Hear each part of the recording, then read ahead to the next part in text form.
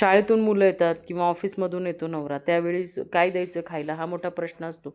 त्यावेळी आपलं पारंपरिक पदार्थ केलेले बरे बेकरी प्रोडक्ट देण्यापेक्षा. तर मार्केटमधून मी अर्धा किलो लाल भोपळा आणला होता. त्याचा 4 वाट्या किस निघाला. 2 वाट्या मी गूळ घातला आहे त्याच्यामध्ये आणि एक अर्धी वाटी साखर टाकली आहे आणि छान मिक्स करून ते शिजवायला ठेवलं आहे. इकडे आपण वेलची पावडर करून घेतो आहे. 2 चमचे वेलची पावडर टाकतो आहे त्याच्यामध्ये. शिजवतानाच टाकते आहे कारण वास छान लागतो त्याला. आणि जायफळ थोडंसं टाकते आहे. 1 चमचा साधारण जायफळ पावडर टाकली आणि एक 20 ते 25 मिनटं छान शिजवून घेतले.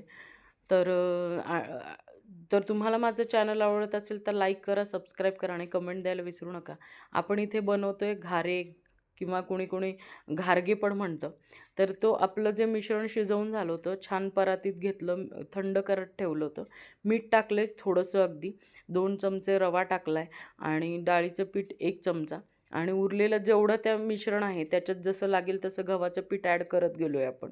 आणि कडकडीत मोहन द्यायचे म्हणजे जेणेकरून आपले घारे हे जे असतात ते मऊसूत होतात, चावायला सोपे पडतात आणि 5-6 दिवस छान टिकतील असा पदार्थ आहे हा.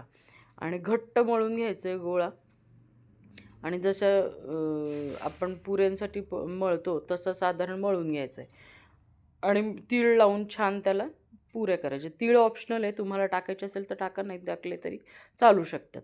आणि गरम तेल इथे आपण करून घेतो आहे, प्रॉपर करून घेतलं होतं आणि कढई अगोदरच ठेवली होती.